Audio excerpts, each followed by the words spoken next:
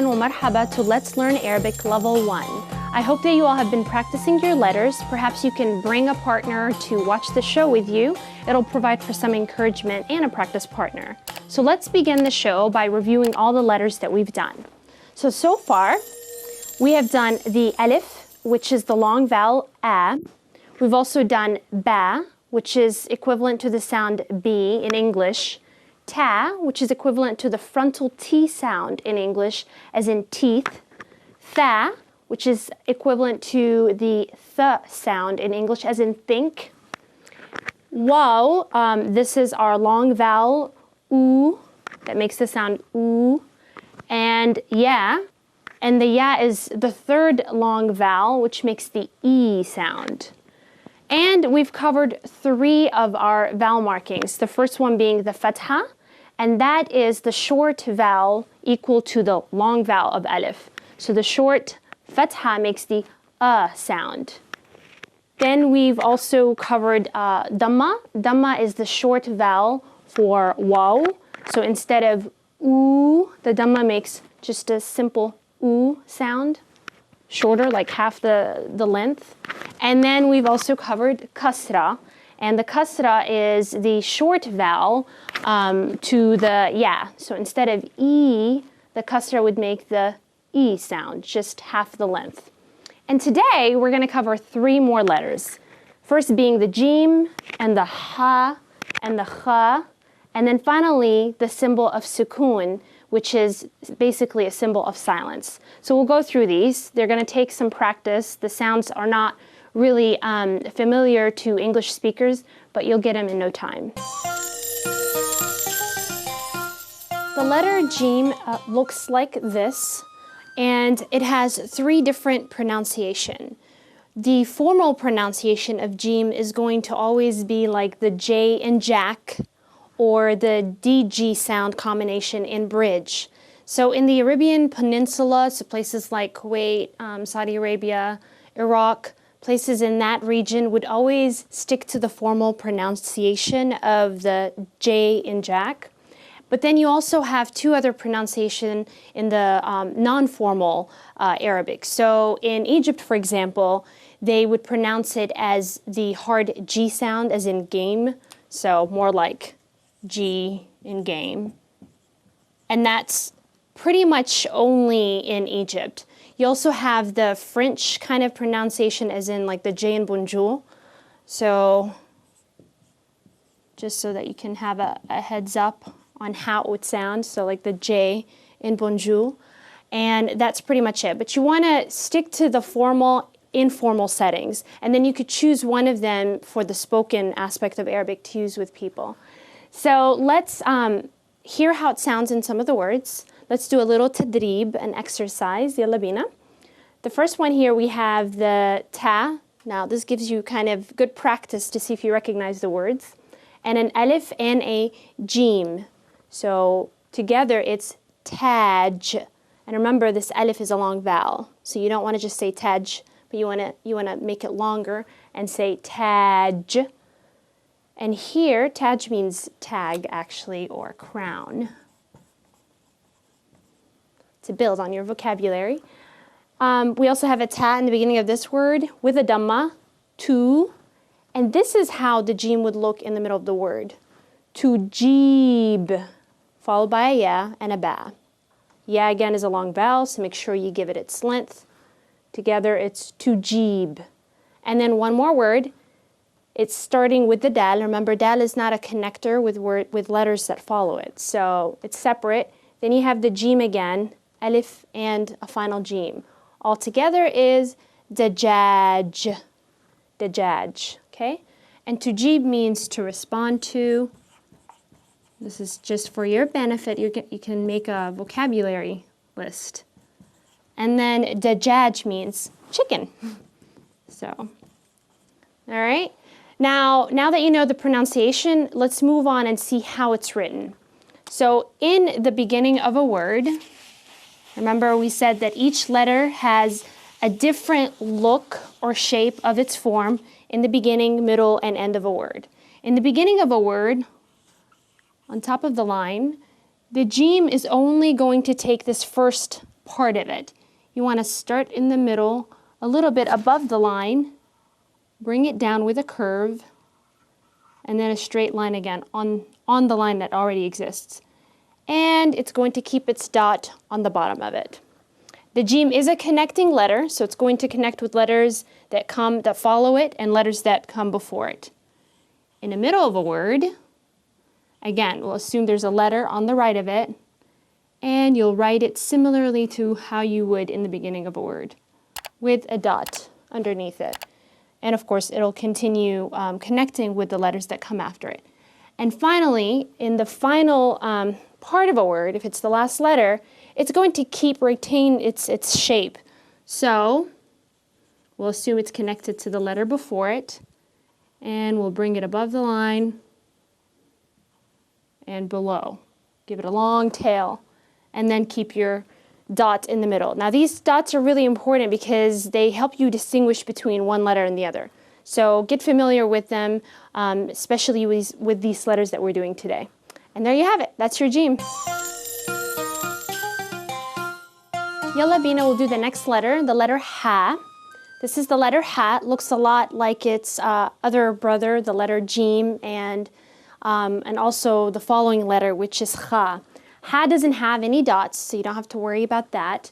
And there is no equivalent sound to it in the English language. You just really have to pay attention to the muscles in your throat and where it's coming from.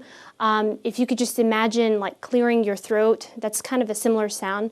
So when you're going like, and you'll feel it here, you should definitely feel like a movement in pronouncing that letter. So it's Ha, from really deep down the throat. It's not a ha sound, it's not a soft, it's deeper than that. Ha, so just practice it. Let's see how it sounds in words. Here we have ha in the beginning of a word with a fatha on top. So we'll have the sound ha, and then ba, ya ba. Habib, Habib.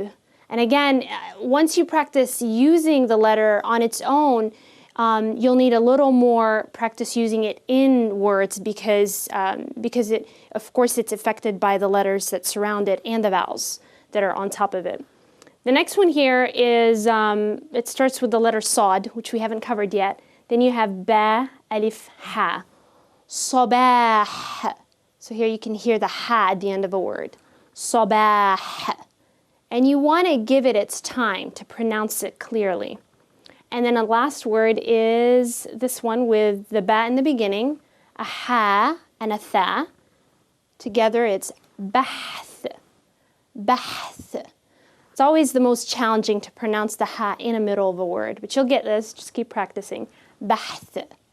All right, let's see how it's written. Again, very similar to what we just covered, the Jim. So in the beginning of a word, you're only going to use the top of the ha, this part here, and you want it to be above the line. And then it is a connector letter, so it'll connect with the letters that follow it and before it. In the middle of a word, it'll look, again, very similar. Of course, if a letter, there will be letters that come before it, so they'll connect to it, and then you'll go up and down. And then finally, at the end of a word, it retains its kind of independent shape. So we'll pretend it's connected to another letter, and then we'll write it out in its full form. So you want to make sure you bring the tail all the way down. And that's your ha. Keep practicing. We're going to cover the last letter that looks similar to Jim and Ha, and this is the letter Kha.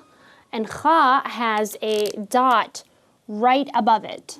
Whereas remember Jim was in the middle and Ha didn't have any. Kha has a dot right above it. And again, there is no equivalent sound to this in the English language. The closest it comes to is to the letter K, the K sound. So if you're pronouncing K, notice where the back of your tongue is hitting against. So it's kind of blocking that windpipe. So you don't want to do that with Kha. You want to kind of pull away from the windpipe and allow some room for you to pronounce that from your throat. So dig deep, Kha, think of Kha really, really deep down, a deeper sound than the K sound. And practice, inshallah, you'll get it.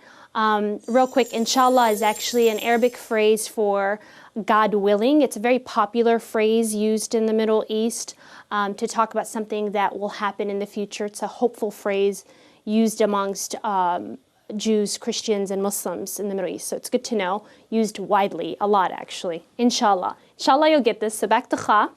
Kha is written, like I said, very similarly, and let's hear what it sounds like with other letters in words. So here we have kha, alif, and ba, and it will be pronounced khab, khab. And then here we have the kha in the middle with the ba before it, a ya after it, and a lam, which we have not covered yet. And all together is bakhil, bakhil. And if you have to stop to bring the sound out, that's okay. Arabic is a much slower paced language, especially when you're using formal Arabic. So you can do that. Bakhil. Let's look at how the kha is written, just real quick. Again, in the beginning of a word, we're only going to use the top of the kha, so this portion here. Don't forget your dot. Don't wait till the end of the word to put your dots, because then you'll forget them. So just do it right away.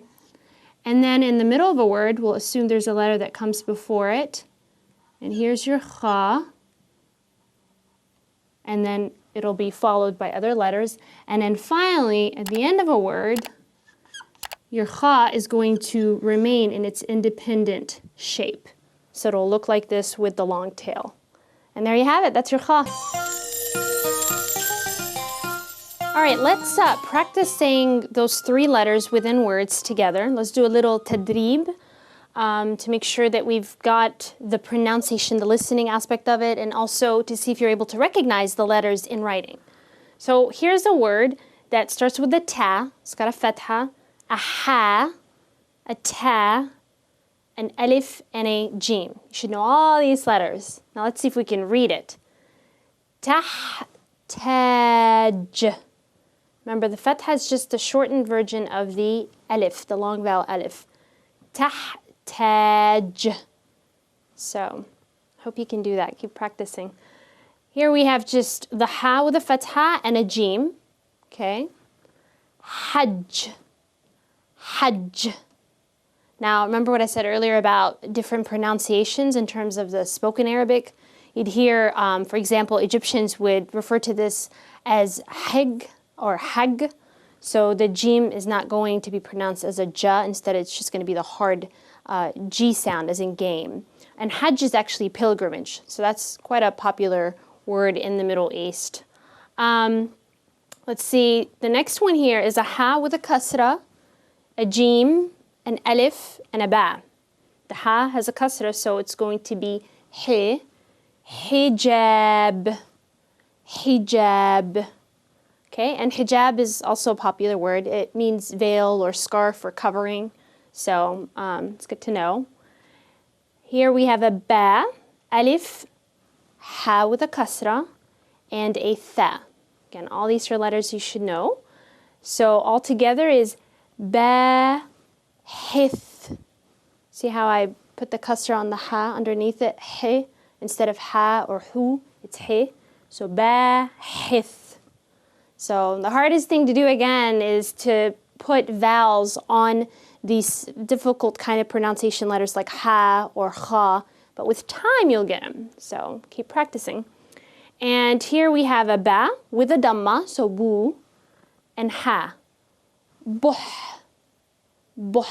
If the ba was followed with a waw, it would be a much longer vowel. Remember we talked about that in previous shows. It would be more like boo, but it's not. It's got just a dhamma, so buh.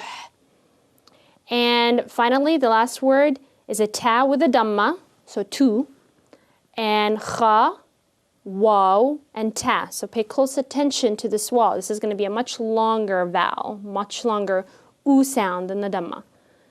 All together is tukhut, tukhut. And that's it. You can always come up with your own words. So you could actually figure out whatever letters that you've learned so far, try connecting them, and try reading them. They may not necessarily mean anything, but they'll be a good exercise to put letters together and read. So, good luck. Okay, we're moving on into our last symbol for today, and this is the symbol Sukun. Sukun is basically just a small circle that you'll find on top of letters. So for example, let's say we have a Jim here, and if we wanted to put a Sukun on it, it'll literally be just a really tiny circle, an open circle. Now you don't want to fill it in because then that could confuse you with a dot. And then you might think, is this a Jim or is it a Kha? So you don't want to do that. So keep it open. And the purpose of a Sukun is basically to show you, to indicate that there's an absence of a vowel. So what does that mean? That basically means to just pronounce the letter as it is. You don't need to give it a fatha or a damma or a kasra. You don't need to say kha or khi or hu. It's just, in this case it's a jim, but let's say it was a kha. You don't need to say kha, khi, hu, any of that. It's just going to be kha. Okay, so sukun is the absence of a vowel.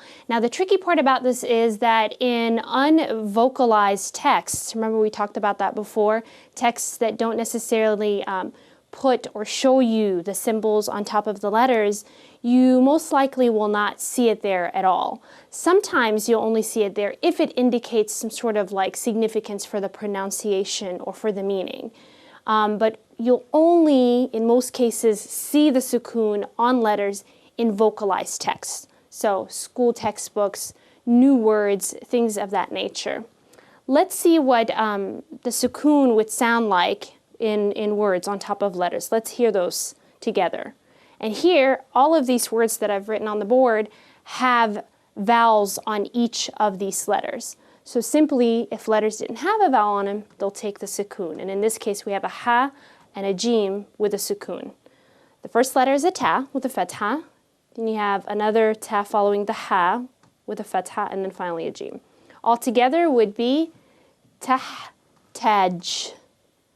Tahtaj. Okay.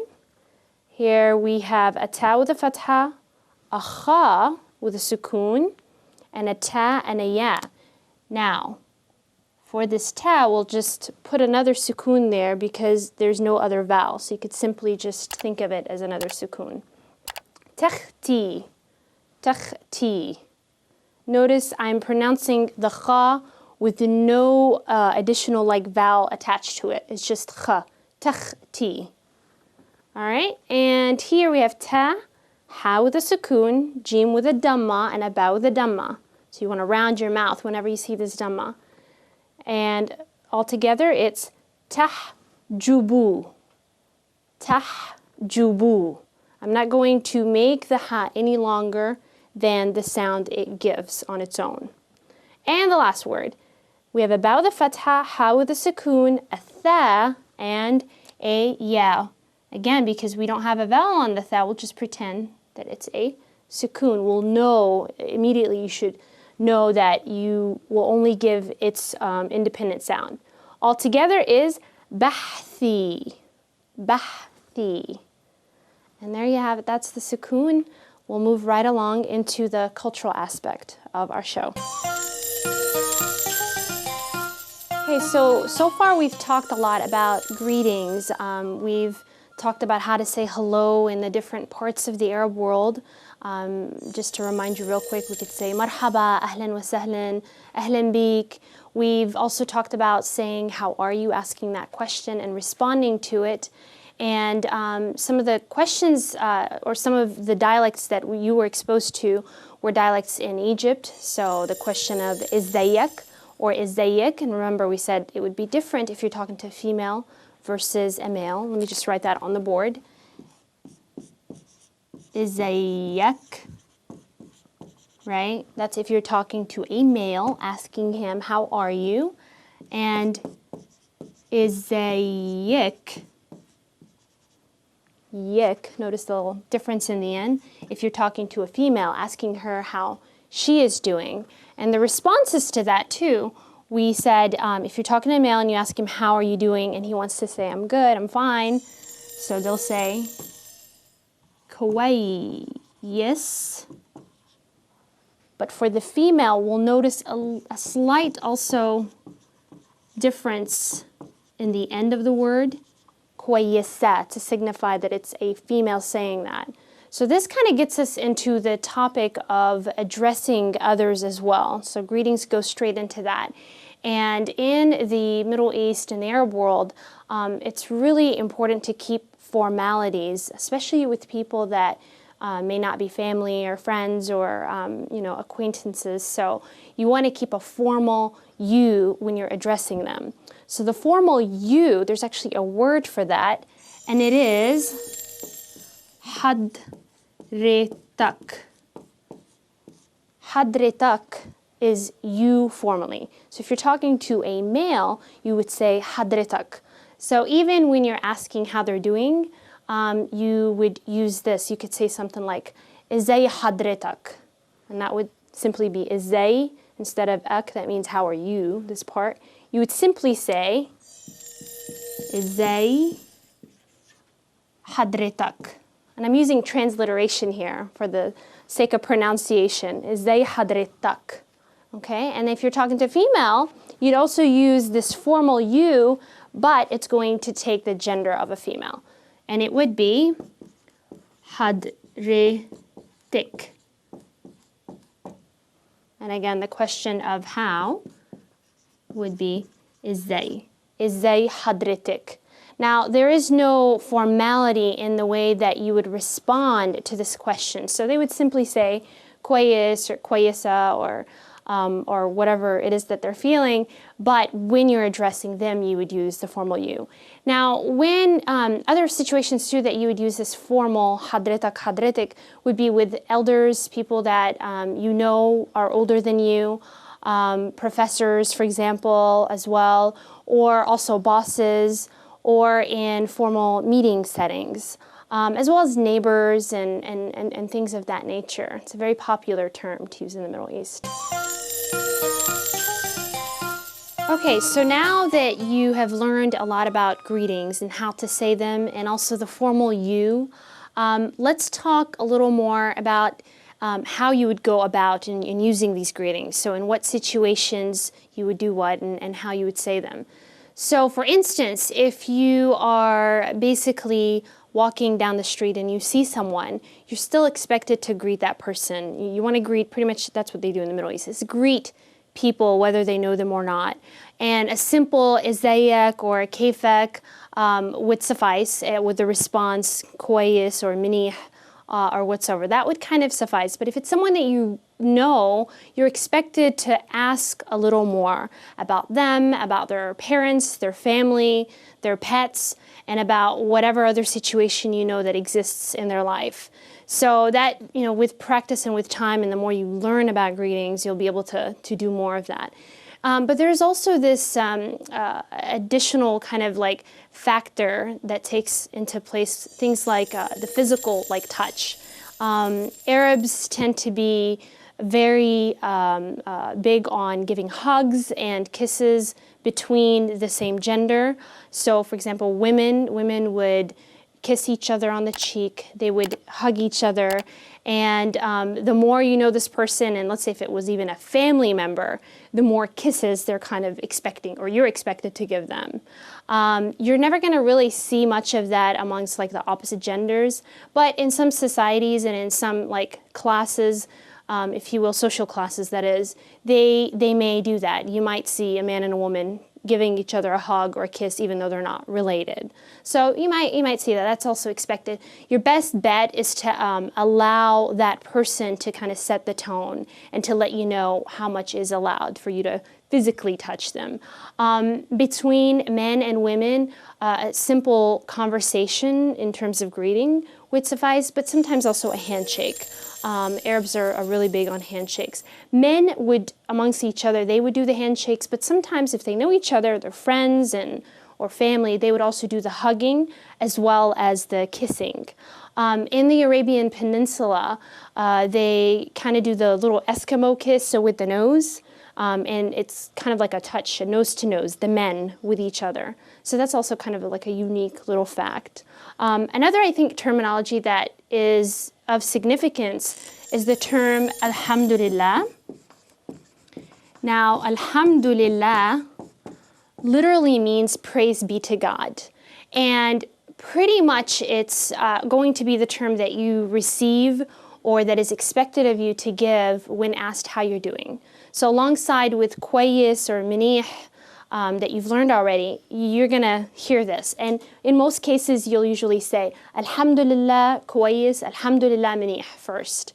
And again, it's just a gesture of thanks to kind of reflect on the religious society that exists in the Middle East, kind of their understanding of God and how much of a role He has to play in their lives. So, alhamdulillah, be familiar with that, recognize it, and use it. All right, before we end our show, let's do a quick review of all the letters and the symbol that we've covered today. So we've done the letter Jim, the letter Ha, and the letter Kha. Now, Jim, remember, is equivalent to the English sound J, as in bridge. It is also pronounced as Ga, as in game, the word game, in Egypt, particularly in Egypt. So that's kind of like the spoken aspect of it. But formal Arabic, it's going to always be J, as in bridge. Then we have the letter Ha. We don't have an equivalent sound for that in the English language, but it's just deeper than the H, the H sound. So you want to kind of work on your muscles in your throat to identify this sound, Ha. And also keep your mouth open. Then we also covered the letter Kha. Kha does not exist in the English language. The closest letter that comes to it is the letter K, the K sound. You want to dig deeper, open, don't block the windpipe, and pronounce Kha. It exists in other European languages, so if you're familiar with Russian, that might be of assistance. And then finally, we covered the vowel marking Sukun. And Sukun is literally the absence of a vowel, so just pronounce the letter when you see it there. We talked a lot about culture. I hope that you are able to use this with people that you may be familiar with, or share the information with others and have them join us next time on the show. Ila liqa, until next time, to Let's Learn Arabic.